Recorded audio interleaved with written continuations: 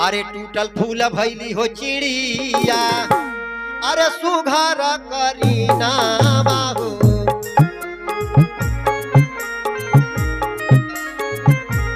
राजा रानी बड़े ही धर्मात्मा विचार कर रहे। उनके जेठ बिटिया रहल और छोट बेटवा रहल, दोनों लड़के शादी करे की योग्य हो गई बने। और राजा रानी इतना धर्मात्मा विचार कर रहे कि दरवाजे पर केहू संत महात्मा आ जाता, उनकर बड़े भाव से आदर सत्कार करता है। एक दिन राजा घरे रहल नहीं, वही समय पर एगो साधु आइल बने। रानी और साधु के बड़े भाव के साथ आदर सत्कार कैले बाड़ी। महात्मा जी से लगली पूछे, ये महाराज यहाँ अइले के का प्रयोजन बा? महाराज जी बोलत तड़े कि केवल हमके राजा से मतलब बा, हमें सवाल करे के बाद केवल राजा से। रानी कहली, महाराज जब तक राजा रहल नहीं तब तक राज का संचालन हम करीला। नाते से आप बेहिचक हमसे बताई। साधु बाबा कहले हमके सवाल करे के बा राजा से, लेकिन अगर याद नहीं राजा बाने परसों हम फिर आई, हमार संदेशा राजा से बता दिया। लेकिन साधु बाबा रानी से कहले का महाराज, अरे रानी से बचनिया बाबा दिहल सुनाई।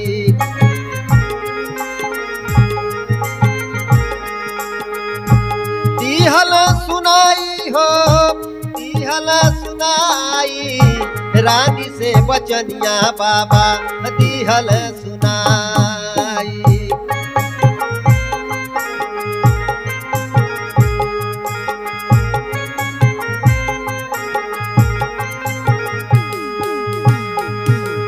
तीन दिना में आई हम राजा से दिया बताई, राजा से दिया बताई।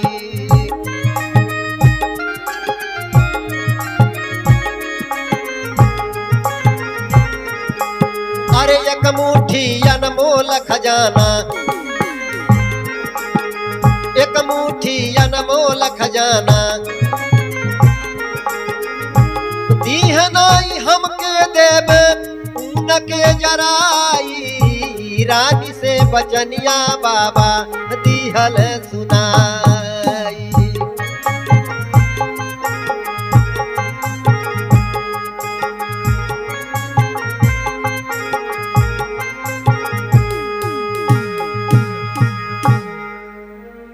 साधु बाबा रानी से बता दले बने कि परसों हम आई, राजा से बता दिया हमके एक मुट्ठी अनमोल खजाना चाहिए। अगर एक मुट्ठी अनमोल खजाना नहीं दल तो उन्हें श्राप देके हम भौसम कह दे। या गांव का धमकी देके साधु बाबा वहां से चल दले बने। रानी अपने मना में बड़े चिंता में पड़ ली। बाप रे बाप, हमरे राज के अंदर कौन ऐसा चीज बा जौन की अनमोल खजाना बा? राजा के आगे ले परे रानी राजा से बाती के बता धले बारी। राजा बड़े चिंता में पड़ले कि बाप रे बाप, परसों महात्मा जी आवे के कहले बने, उन्हें एक मुट्ठी अनमोल खजाना देवे के बाद, लेकिन हमारे समझ में नहीं आवता कि हमारे राज में अनमोल खजाना का बा। अपने दरबारी लोगन से, अपने दरबार के विद्वान लोगन से बाती के पता लगावे लगले ये अनमोल खजाना है का। लेकिन केहू विद्वान साफ तौर से बता नहीं पावता ये अनमोल खजाना है का। राजा के आदेश लग गई बा कि 3 दिन के अंदर साधु बाबा के एक मुट्ठी अनमोल खजाना देवे के बा। अगर नहीं दे तो हमार पतन बा। या नाते से तू लोग पता लगावा ये अनमोल खजाना है का, कौन की हम साधु बाबा के दे के अपन जान बचाई। विद्वान लोग चल धले बने पता लगावे खातिर। कहले बाप रे बाप, राजा पगला गइल बा, देखो तारी अब हमन के जिंदा छोड़ी नहीं। या नाते सबसे बढ़िया बा कि राज छोड़ के भाग चला।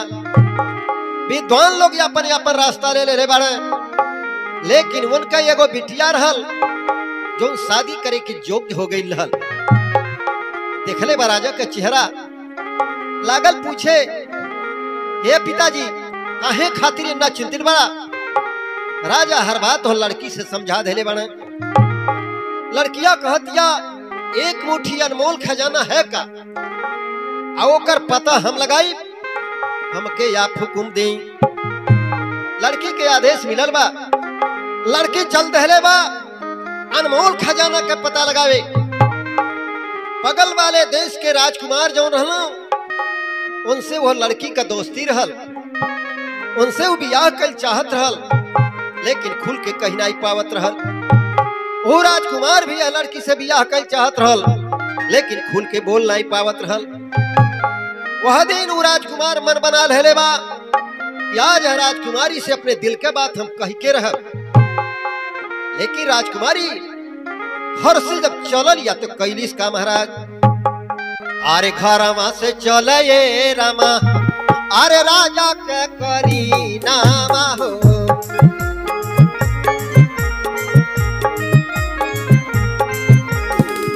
राजा के करी नामा ये रामा, राजा के करी नामा हो।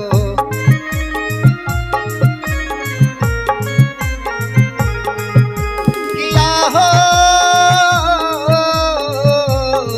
रामा रामा हो, अरे रामा पागावा में पहुँचे ली जाइए राम।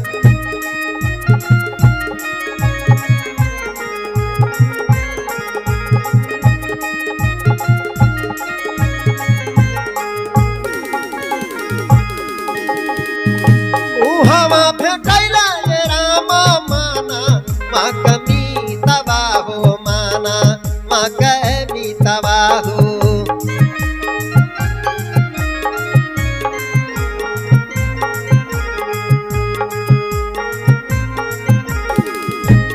हवा भेटैले रामा माना मगमी तबाहो माना मगमी तबाहो। अरे रामा देहले बारी बाती या बताइए राम।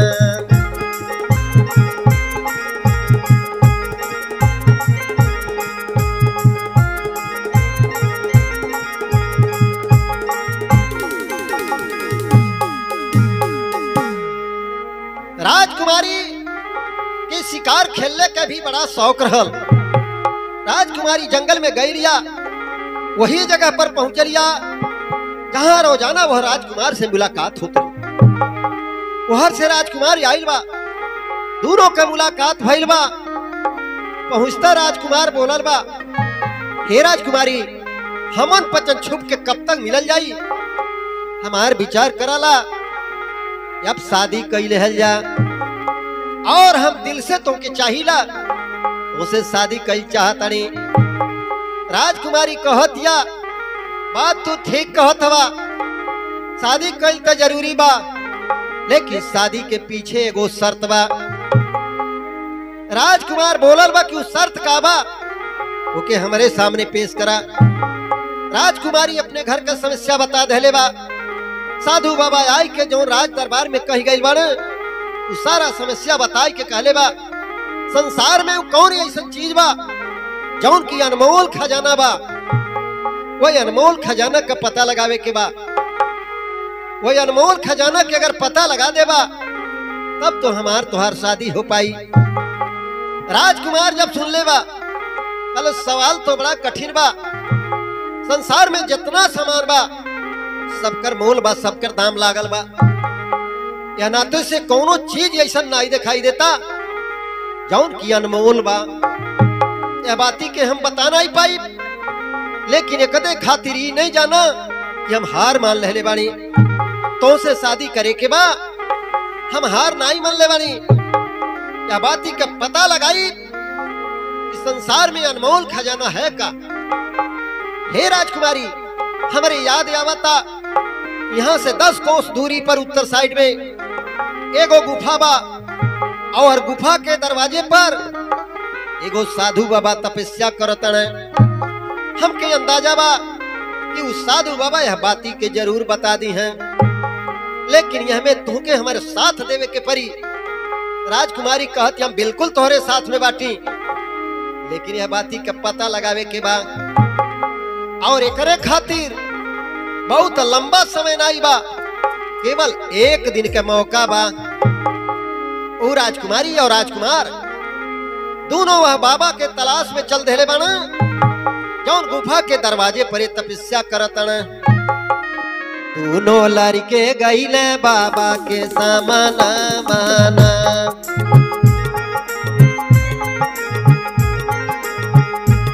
सामना माना सामना माना, दोनों लड़के गईले बाबा के सामना माना।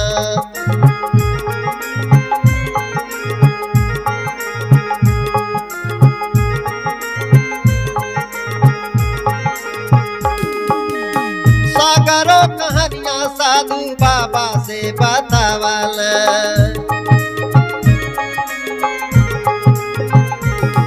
अरे कहवा बायन मोला खजाना माना, दोनों लड़के गईले बाबा के सामना माना।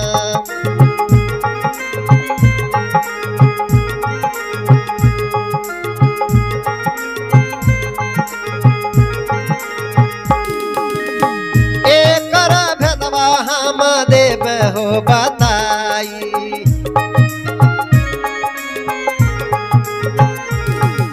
लेकिन लागी दिनवा एक महीना माना, दोनों लड़के गईला बाबा के समाना माना।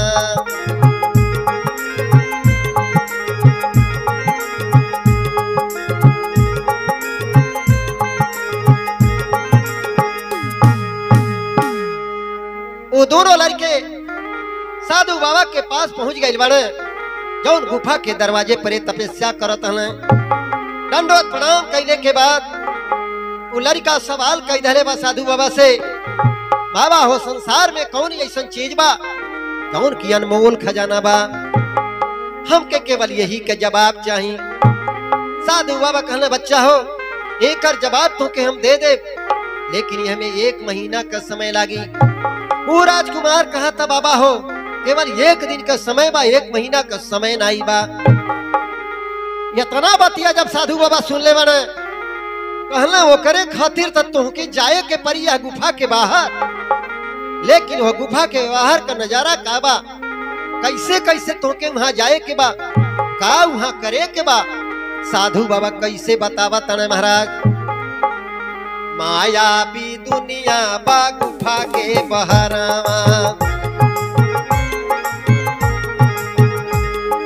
गुफा के बहरवा, गुफा के बहरवा, माया भी दुनिया बा गुफा के बहरवा।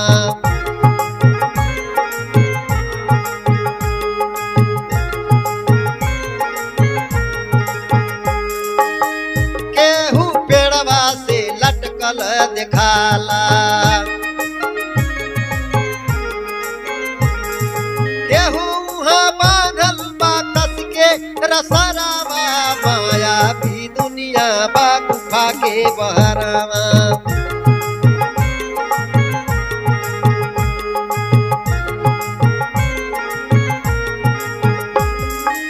वहाँ केहू पर जो दया देखलई बा, कबो ना निकल पैबा वहाँ से बहरवा, माया भी दुनिया बा गुफा के बहरवा।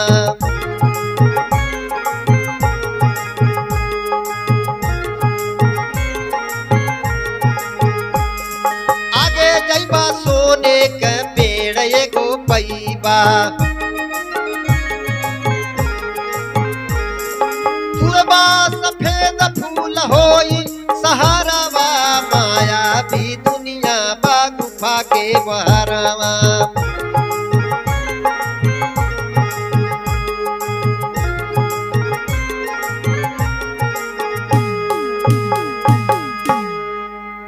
साधु बाबा समझावत हमें, बाबू हो अगर एक दिन का मौका बा तो तोके खुद वहां जाए के परी।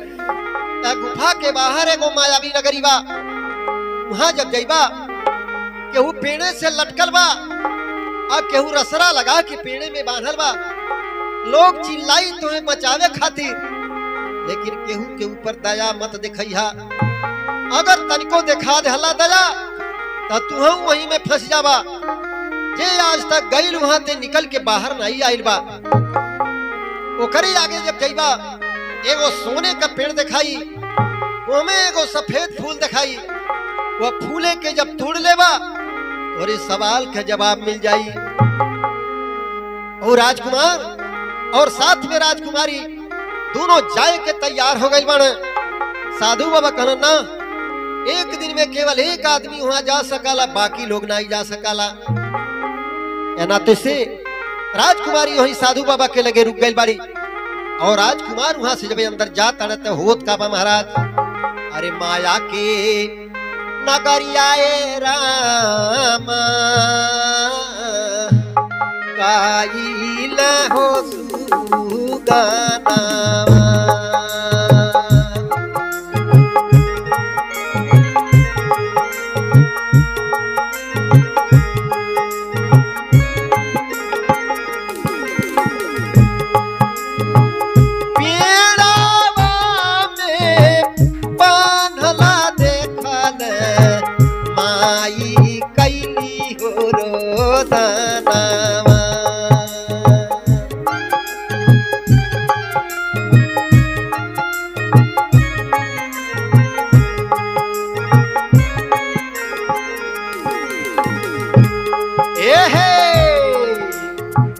माई को रावली रामा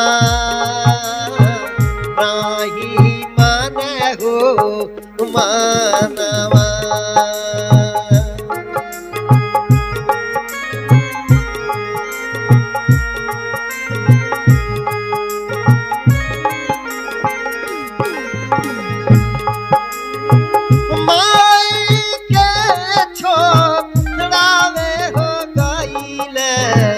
पानी गईले हो सुगाना।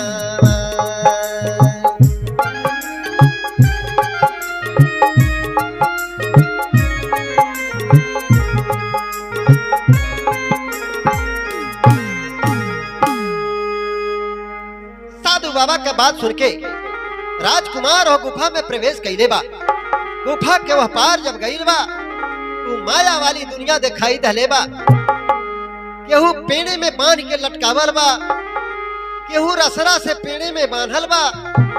लोग नरियातन, बाबू हमके बचा ले, हे राजकुमार हमके बचा ले, हम बहुत कष्ट में बानी।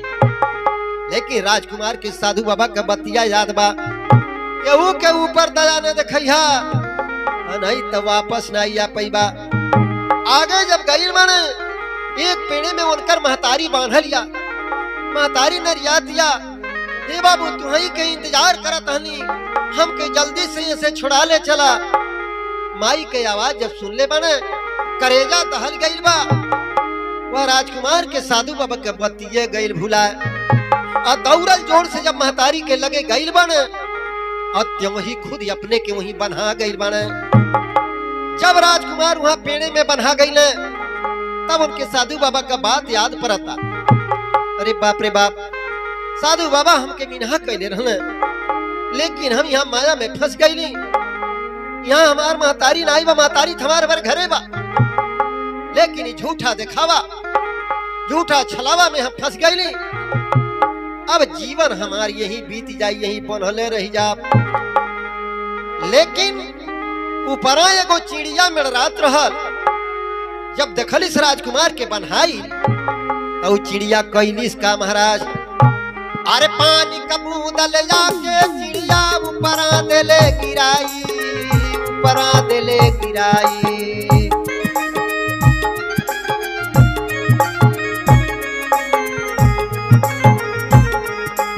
अरे बंधन छूटल तब लड़का के आगे गई सोनामा का पेड़वा भेटाई। रानी से बचनिया बाबा दिहल सुनाई।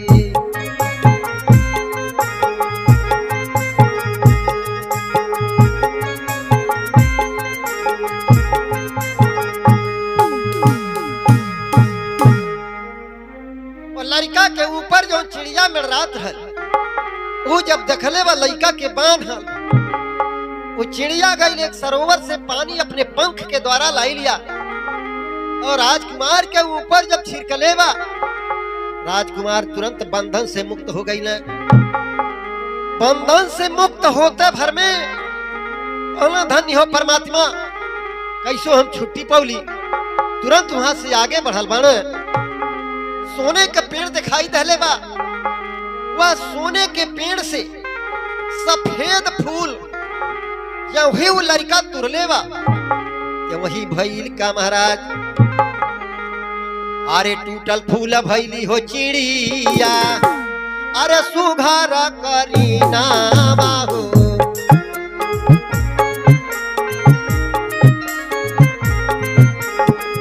सुघारा करीना ए रामा सुघारा करीना बाहू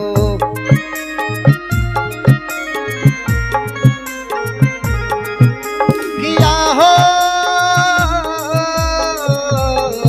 रामा रामा अरे रामा माया का नगरिया हेराइले राम।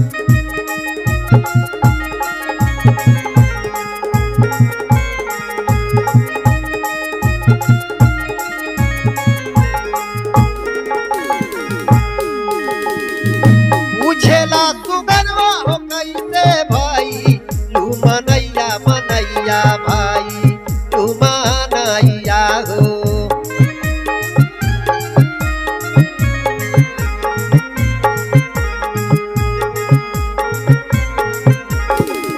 पूछेला सुगनवा हो कैसे भाई लू मनैया मनैया भाई लू मनैया हो। अरे राम हमारो बनाना माहेराई दे राम।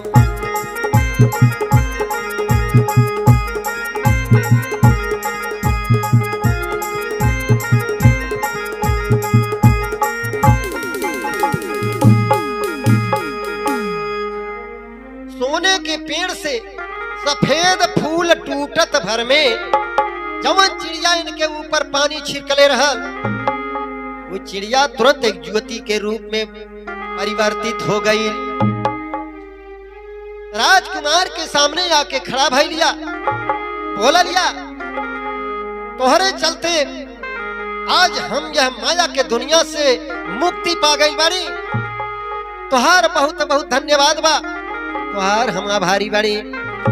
राजकुमार कहा था हम आभारी बाड़ी काहे से कि आज तोहरे चलते हम यह बंधन से मुक्ति पौले बाड़ी तोहके हम अपन बहिन मानतानी। राजकुमार कहा सबसे पहले ही बतावा तू कैसे हम माया के नगरी में आके फंस गईलू। वो युवती वह राजकुमार से बतावतिया हम फारस देश के राजकुमारी हैं। एक दिन सपना में कि माया का नगरी हमके दिखाई धलस हमारे जिज्ञासा उठल कि ओकर पता लगाई।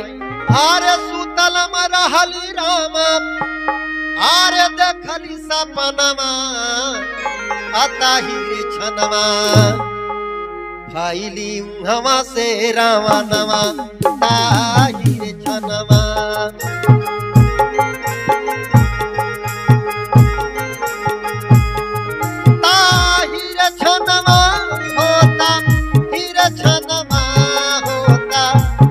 छनवा आईली घरवा से रामनवा ताई रे छनवा।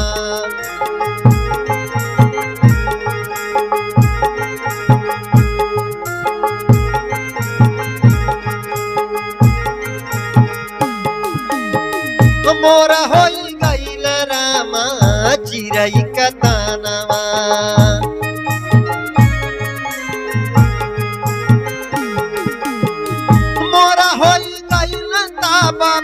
चिराई कतनवा जाहि रे छनवा आईली माया के भवनवा ताहि रे छनवा।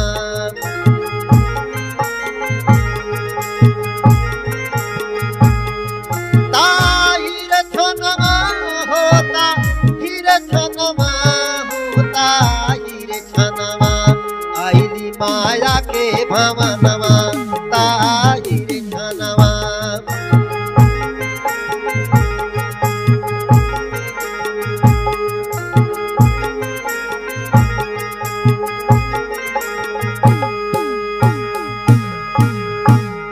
सवेरा भाई वहां से चल दहली, लेकिन यह माया के नगरी में पहुंचते भर में यहाँ हम चिड़िया हो गई ली। वैसे गुफा के दरवाजे पर साधु बाबा हमके बहुत मना कैले रहल, लेकिन हम मनली नहीं। तौने के फल हमके ही मिलल। यहाँ जो सोने का पेड़ रहल, ओमे जो सफेद फूल रहल, ओमे एक दुष्ट परी वास करत रहल। और यहाँ पास में एक मायावी तालाब रहल। वो दुष्ट परी वह मायावी तालाब के पानी के जरिए अपन सारा माया फैलावे। हमके जब चिड़िया बना दहलीस, हम ओकरे ऊपर निगाह रखे लगली। वो कहाँ कवन काम कैसे करतिया हमके जब जानकारी हो गई, हम अपने दिल में ठान लहली केहू भला इंसान आई ओके पानी के द्वारा बंधन से मुक्त करके उसे अपन शादी करब। लेकिन तू हमके अपन बहन बना लहला, और जो ही वह फूल के तुड़ला है वो परी यहाँ से गायब। आओ कर जितना ही माया का दुनिया रहल सब यहाँ से गायब हो गई। राजकुमार कहता है बहन तनिको चिंता न करा, तोहार शादी हम बड़े धूमधाम से राजकुमार के साथ ही कराई। वो युवती वह राजकुमार से बतावतिया तू यहाँ कैसे आ गईला। राजकुमार बतावता अनमोल खजाना के तलाश में हम यहाँ आइल बानी। हमारे बगल के एगो राजकुमारी बा, उसे हम प्रेम करीला। साधु बाबा वाली चर्चा सब वहां बता देले बा। इहो बात बता देलस कि राजकुमारी से हम प्रेम करीला, उसे शादी कई चाहतनी। लेकिन वो राजकुमारी हमारे सामने शर्त रखले रहल, जब अनमोल खजाना का पता लगईबा तब हमार तुहार शादी हुई। युवती राजकुमार से बतावत या हे राजकुमार, संसार में जितना चीज बा सब कर दुनिया मोल लगा देला, लेकिन पृथ्वी के अंदर कितना चीज बा ओकर दाम कितना होई एकर केहू मोल नहीं कई सकाला। या पृथ्वी के अंदर कितना हीरा जवाहरात सोना चांदी लोहा कांसा तांबा कोयला कितना धन गड़ल बा पृथ्वी के अंदर, जौने के केहू मोल नहीं कई सकाला। संसार में अनमोल एक धरती बा। राजकुमार के समझ में बात आ गई। वहां से दोनों लोग आइल बाटे जब गुफा के दरवाजे पर, और जौन राजकुमारी यह राजकुमार के भेजले रहल गुफा के अंदर, वो जब देखले बा उहर से दुई जनी के आवत, राजकुमार के साथ एगो मेहरारू आवत देखले बा, तब तक वो करिएड़ी से मुड़े ले जर गई। कलिस वाह राजकुमार, बहुत धर्मात्मा इंसान बड़ा, बड़ा सत्यवादी बड़ा। लेकिन वो राजकुमारी कहलिस का महाराज, अरे कितना भइल बेचाला नामा अब के मरदा।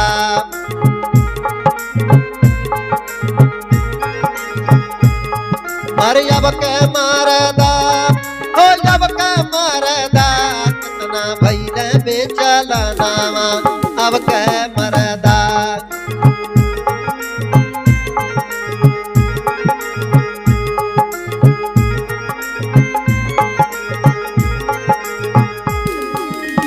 बातिया में अपने दूसरा के भूलावेलन,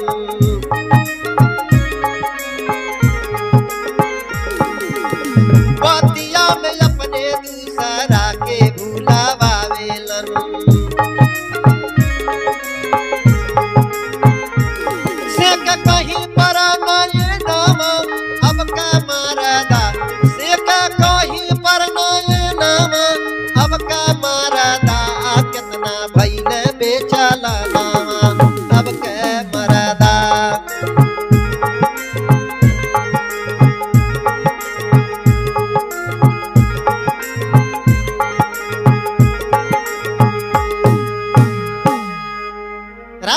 बोलत या यहर से गईला अकेल आ वह से को दुल्हन लियोले अवतड़ा हमसे शादी करे खातिर कौल करार करत हला।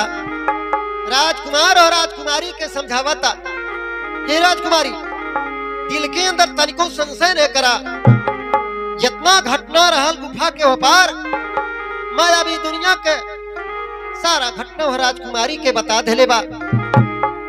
बोलो से राजकुमारी इन्ने मां अपन बहन बना के ले आई बानी, तू जैसा हमरे सामने शर्त रखलू वो शर्त के हम पूरा कर देले बानी आ वो यही लड़की के जरिए पूरा भइल बा। लेकिन हमरो तो से एगो शर्त बा। राजकुमारी बोललिया उका, राजकुमार कहला हम तो तुमसे शादी कर सकीला शर्त के मुताबिक, लेकिन अपने भाई से तुहके यह लड़की का शादी करावे के परी। राजकुमारी बहुत आनंदित भइलिया, बोलिस ठीक बा तू अपने घरे चला और यह लड़की के हमार सहेली बना के हमारे साथ में भेजा। संग में सहेली घरा पहुँचे करीना,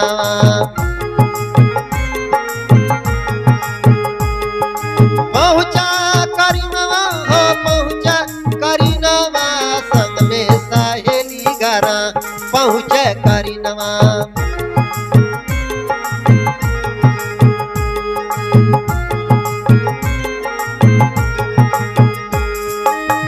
हमारो जब बाबा सहेली लेके आईली, सुने जब राजा मगन भइला मनवा, संग में सहेली घरा पहुँचे किरैयावा।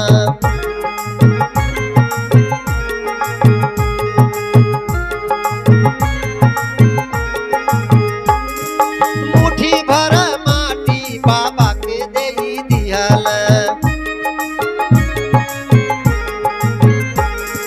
मुट्ठी भर माटी साधु के देई दिहल।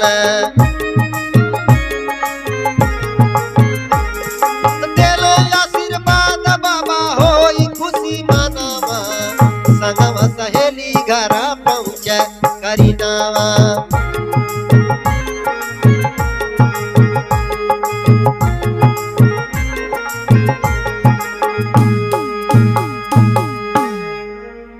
अपने सहेली के साथ में लेके राजकुमारी अपने राजमहल में जाके पहुंचलिया। जब राजा साहब देखले बड़े आत्मा गदगद हो गई कि बेटी हमार घरे आ गई, कुछ न कुछ हल लेके जरूर आई हुई। राजकुमारी अपने पिताजी से बोले लिया, हे पिताजी ये हमार सहेली बारी, इन्हीं के द्वारा यह सवाल का जवाब मिलल बा। संसार में केवल मिट्टी ऐसा चीज बा जौन की अनमोल खजाना बा।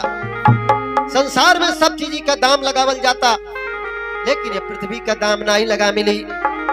और ये जवाब हमरे सहेली के द्वारा मिलल बा। जितना राहे में घटना भइल रहल सब राजा साहब के राजकुमारी बतौले बा। समय के अनुसार तीसरे दिन साधु बाबा आइल बने, राजा से सवाल कैले बने, हे राजा हमके एक मुट्ठी अनमोल खजाना चाहिए। राजा वह साधु बाबा का सेवा सत्कार कई के आसन दले बैठे खातिर। साधु बाबा कहना तोहरे यहाँ बैठे नहीं आज बानी, हमके अनमोल खजाना चाहिए, वो ज्यादा नहीं केवल एक मुट्ठी चाहिए। अनाई दे पैबा तो तोहके जरा के भस्म कह दे। राजा साहब एक मुट्ठी मिट्टी उठाई के तुरंत साधु बाबा के झोली में डाल धले बने।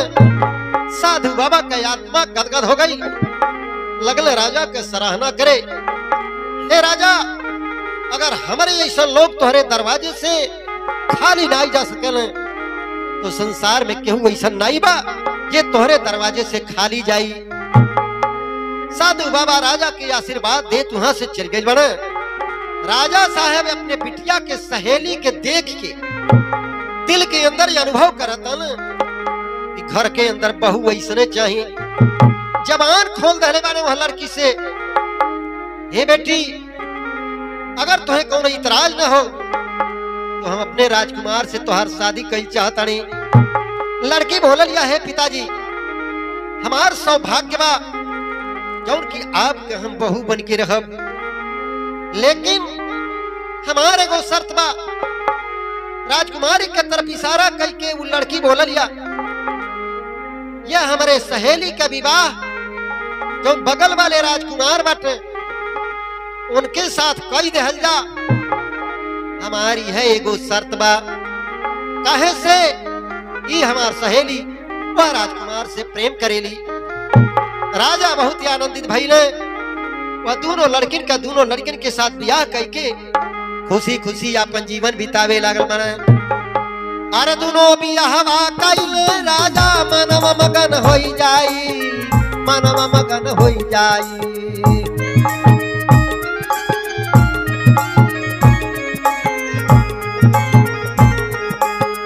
सिपन दास विवेकी दुल्हन घर के स्वर्ग बनाई, रानी से बचनिया बाबा दिहल सुनाई।